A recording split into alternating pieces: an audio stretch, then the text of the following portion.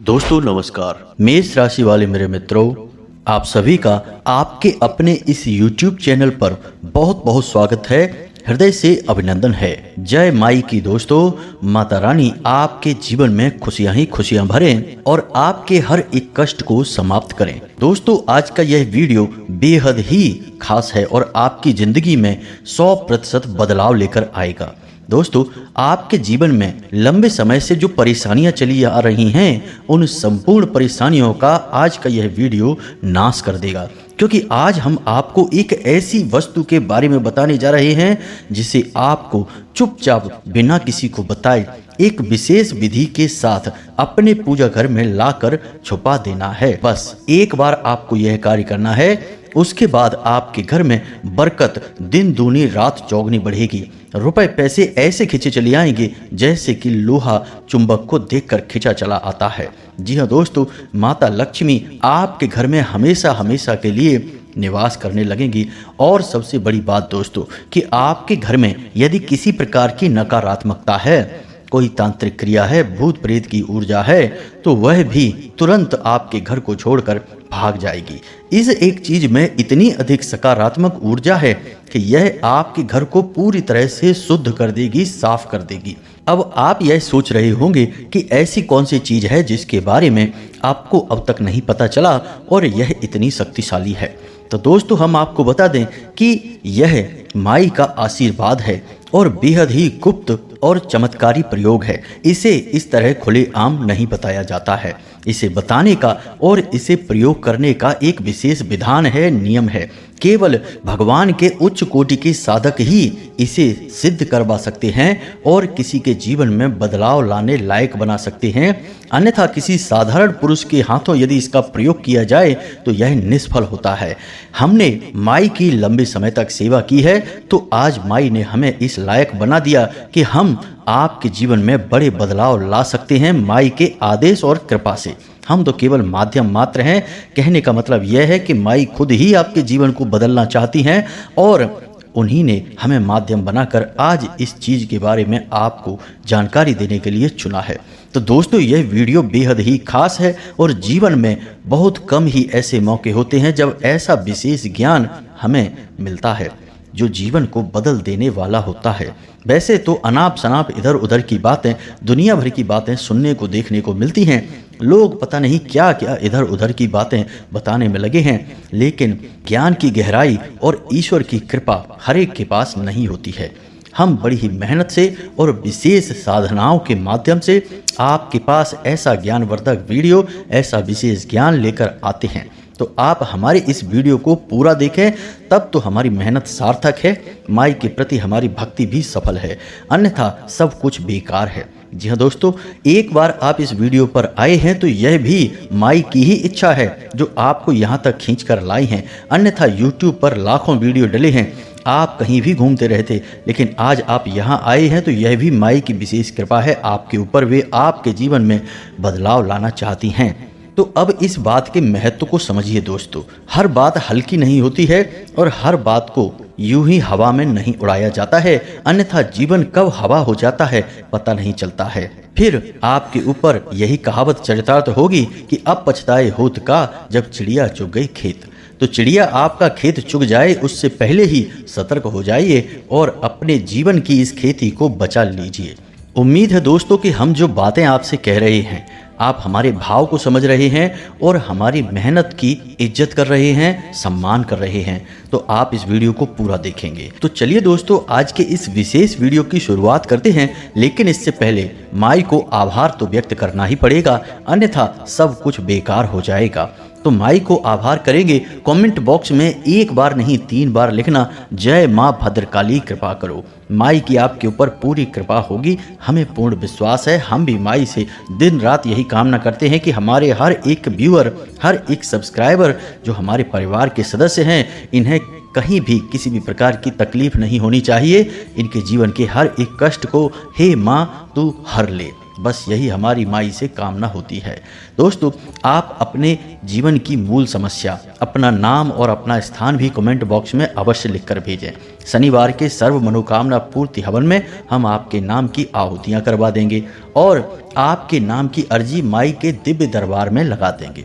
इससे आपके जीवन की हर तकलीफ माई की तकलीफ हो गई, फिर माई जाने और आप जाने। और एक बार जो बीड़ा माँ ने उठा लिया उसे तो माँ फिर पार लगा कर ही मानती हैं। बड़े बड़ों का, अच्छे अच्छों का उद्धार हो गया तो आपकी क्यों नहीं सुनेगी माई। तो आप माई पर पूरा भाव बनाकर रखें। इसी के साथ साथ दोस्तों, माई के इस तुच्छ दास का आपसे एक छोटा सा निवेदन और है कि आप यदि हमारे चैनल पर पहली बार आए हैं तो आप इस चैनल को सब्सक्राइब करके बगल में जो घंटी का निशान है उसे भी अवश्य दबा ही दें। इससे आप हमारे और माई के इस दिव्य परिवार के सदस्य बन जाएंगे। फिर जो भी पूजा पाठ, अनुष्ठान, क्रिया विधि जो भी कुछ होगा, सबका कुछ न कुछ हिस्सा आपको अवश्य प्राप्त होगा, क्योंकि परिवार के सदस्यों की तो पहले सुनी जाती है और हर कार्य में उनका हिस्सा होता ही है, तो दिव्यता आपको भी हासिल होगी। जी हाँ दोस्तों, तो चलिए चैनल को सब्सक्राइब करिए, फिर आगे बढ़ते हैं। दोस्तों, अब हम जो आपको बताने जा रहे हैं उस हर एक बात को आप ध्यान से समझना और इन बातों की गहराई को जानकर अपने जीवन में उतारने की कोशिश करना। एक एक बात आपके जीवन के लिए बेहद ही महत्वपूर्ण है, तो पूरे ध्यान के साथ वीडियो को देखें। दोस्तों, हर एक चीज़ की अपनी एक खास ऊर्जा होती है और उस ऊर्जा के प्रभाव से इंसान के जीवन में परिवर्तन आते हैं। कभी कभी ऊर्जाएं सकारात्मक होती हैं तो जीवन में अच्छे परिवर्तन आ जाते हैं। नकारात्मक ऊर्जाएं होती हैं तो जीवन में भी नकारात्मक घटनाएं घटना शुरू हो जाती हैं। जी हाँ दोस्तों, आपने अक्सर ऐसा देखा होगा कि आप अपने घर में कोई ऐसी चीज लेकर आए जिससे कि सकारात्मक ऊर्जा उत्सर्जित हो रही है और फिर आपके जीवन में शुभ घड़ियां आनी शुरू हो जाती हैं। जी हाँ दोस्तों, जैसे आप कोई शंख खरीद कर ले आए, जैसे कि आप कोई रुद्राक्ष ले आए या फिर कोई रत्न या भगवान की कोई विशेष तस्वीर वगैरह आप लेकर आए और आपने उसे अपने घर पर सही स्थान पर स्थापित कर दिया या फिर स्वयं धारण कर लिया पूरी विधि विधान के साथ, तो आप देखेंगे कि आपके जीवन में शुभ घड़ियों की शुरुआत हो जाती है, परिवर्तन आने शुरू हो जाते हैं। ठीक दोस्तों, इसका उल्टा भी कभी कभी होता है। हम अनजाने में कुछ ऐसी चीजें अपने घर में ले आते हैं जिनके नकारात्मक प्रभाव होते हैं और फिर जीवन में नकारात्मक घटनाएं घटनी शुरू हो जाती हैं और फिर आप यह विचार करते हैं कि आखिर ऐसा जीवन में क्या हो गया कि जीवन में जो सब कुछ अच्छा हो रहा था अचानक सब बुरा बुरा होना शुरू हो जाता है। कभी कभी दोस्तों, लोग नकारात्मक चीजें जानबूझकर किसी के घर में रखवाते हैं, कुछ ऐसा गिफ्ट दे देते हैं, कुछ ऐसी चीजें उपहार में आ जाती हैं जो कि जीवन में नकारात्मकता लेकर आती हैं। अब नकारात्मक चीजों के बारे में आपको ज्ञान इतना होता नहीं है, क्योंकि सकारात्मक चीजों के बारे में तो हर कोई बातें बताता है, लेकिन नकारात्मक चीज़ें कौन सी हैं जो जीवन में विनाश लाती हैं, नकारात्मक घड़ियों को लेकर आती हैं, उन चीज़ों के बारे में लोगों को अक्सर बहुत कम ज्ञान होता है। आपको भी नहीं होता है और जब कोई आपको कुछ बताता है तो आप तुरंत उस कार्य को करते हैं और उस चीज़ को तुरंत निकाल कर घर से बाहर फेंक देते हैं और फिर जीवन में सब कुछ सामान्य होने लगता है। कहने का मतलब यह है कि चीजों की अपनी एक विशेष ऊर्जा होती है, खास ऊर्जा होती है। अब इन ऊर्जाओं के प्रभाव से ही जीवन में सकारात्मक और नकारात्मक परिवर्तन आते रहते हैं। अब वो कौन सी चीजें हैं जो शुद्ध सकारात्मक होती हैं या फिर कौन सी चीजें हैं जो घोर नकारात्मक होती हैं, जीवन में विनाश लीला लाती हैं, इस विषय को हम किसी अन्य वीडियो में आपको बताएंगे। लेकिन यह विषय हमने छेड़ा इसलिए ताकि आपको चीज़ों के गुण और दोषों के बारे में पता चले। आपने कभी न कभी तो इन गुणों को महसूस अवश्य किया ही होगा। खैर, अब हम बात करेंगे उस एक चीज़ के बारे में जिसे आपको चुपचाप लाकर अपने पूजा घर में छुपा कर रख देना है। अब पूजा घर ही क्यों? क्योंकि दोस्तों, आपके घर का जो पूजा घर है वह कोई साधारण स्थान नहीं है। जितनी भी सकारात्मक ऊर्जा आपके घर में है वह आपके पूजा घर से ही उत्सर्जित हो रही है। आप उसे सकारात्मक ऊर्जा का केंद्र कह सकते हैं, इसमें कोई अतिशयोक्ति ना होगी।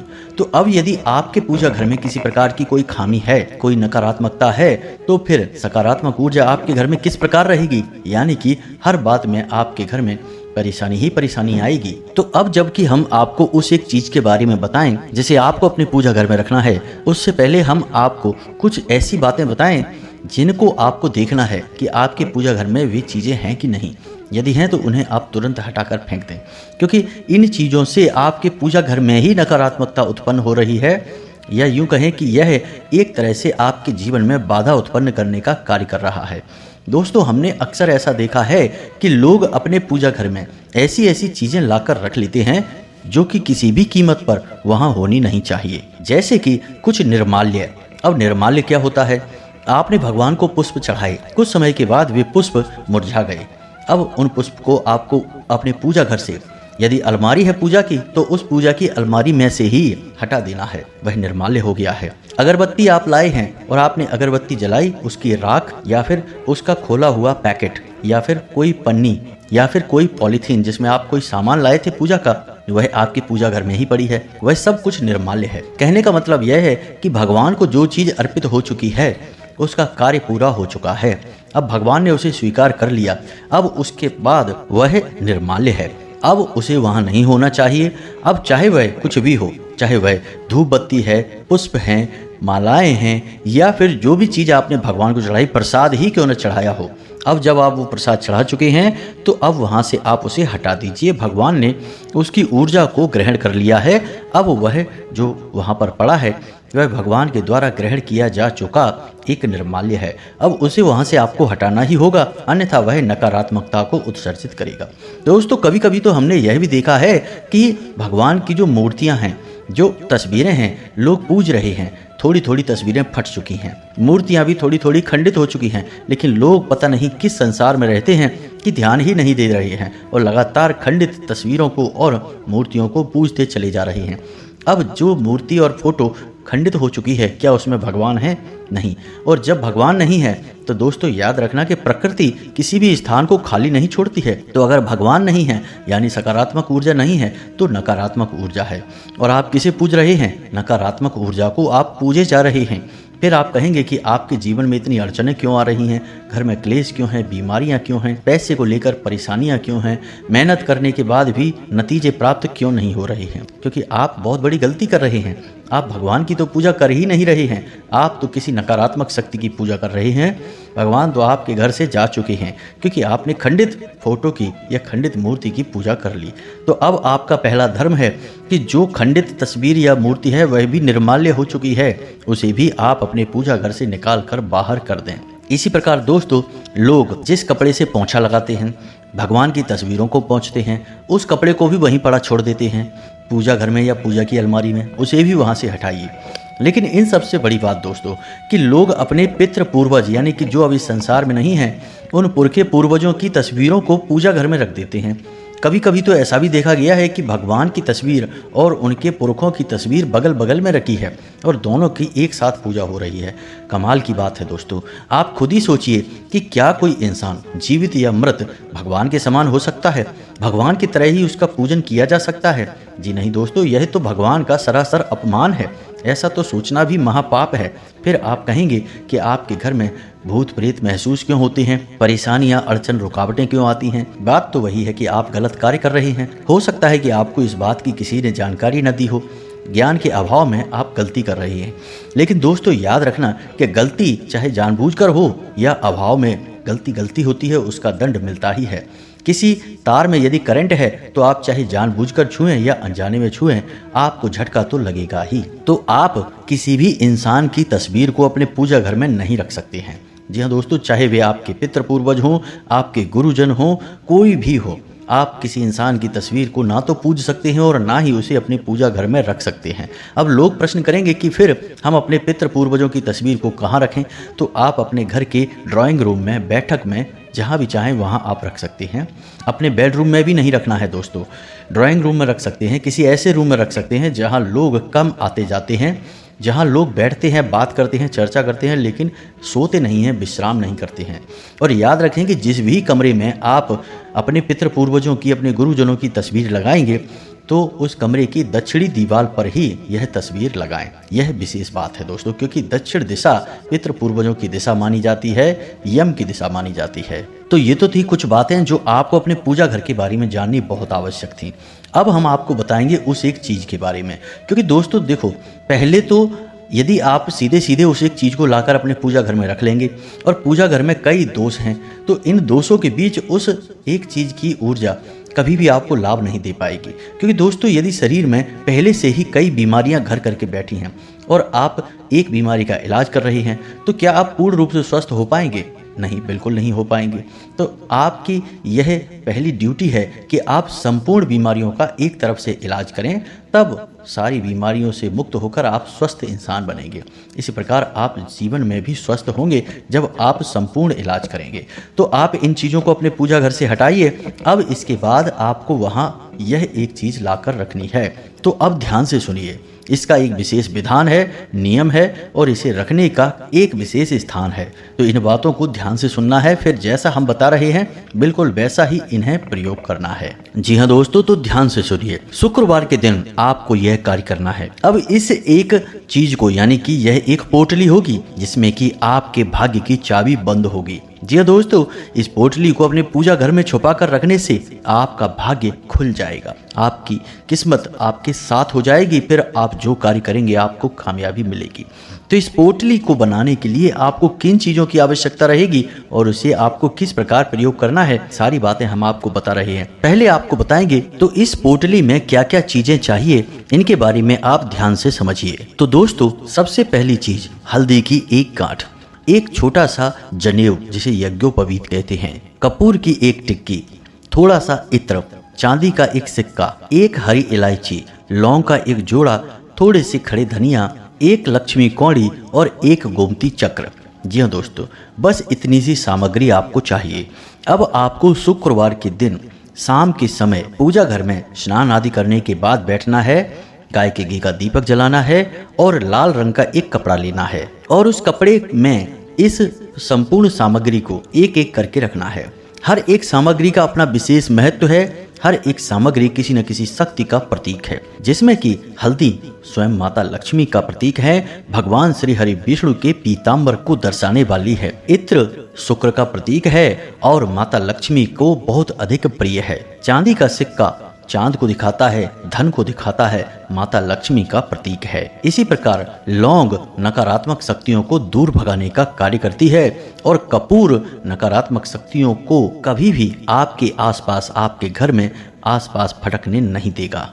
इसी के साथ साथ दोस्तों, गोमती चक्र भगवान श्री हरि विष्णु के सुदर्शन चक्र का प्रतीक है और यह आपकी जीवन की हर एक बुराई और नकारात्मकता को काट देने का कार्य करेगा। तो इन सामग्रियों को आपको एक लाल रंग के कपड़े में पोटली बना लेना है और लाल रंग के धागे से ही पोटली को बांध लेना है, यानी कि उसका मुख बंद कर देना है। अब आपको उसमें गांठ नहीं लगानी है, क्योंकि गांठ लगाना हमारी सनातनी परंपरा के खिलाफ है। इसी के साथ साथ दोस्तों, आपको इस सामग्री को पोटली बनाने के बाद माता लक्ष्मी के चरणों में रखना है और दीपक जलाना है। साथ ही साथ माई को लाल रंग का प्रसाद अर्पित करना है, लाल पुष्प अर्पित करने हैं। संपूर्ण सामग्री माई को समर्पित करने के बाद माई से प्रार्थना करनी है कि हे माँ, हमारे जीवन में जितने भी दुख, कष्ट, तकलीफ, परेशानियां हैं वे सभी समाप्त हो जाएं और आप हमारे घर में विराजमान हो। माता लक्ष्मी से ऐसा आपको निवेदन करना है।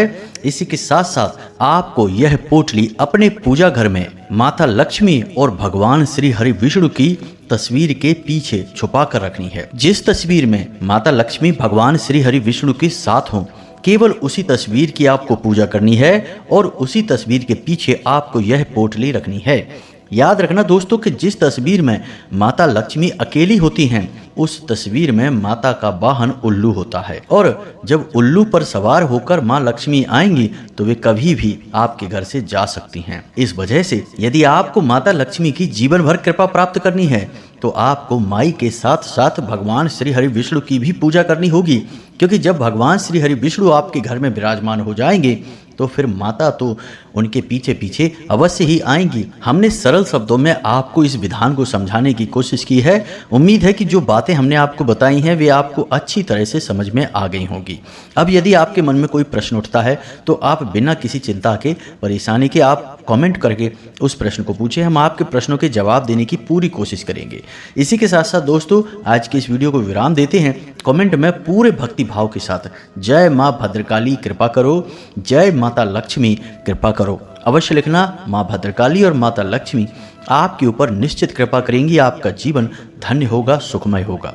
हम भी माई से कामना करेंगे कि आपको हर एक सुख प्रदान करें। इसी के साथ साथ दोस्तों, आज के इस वीडियो को विराम देते हैं। मिलते हैं अगले ज्ञानवर्धक वीडियो में, तब तक के लिए धन्यवाद। जय माता की।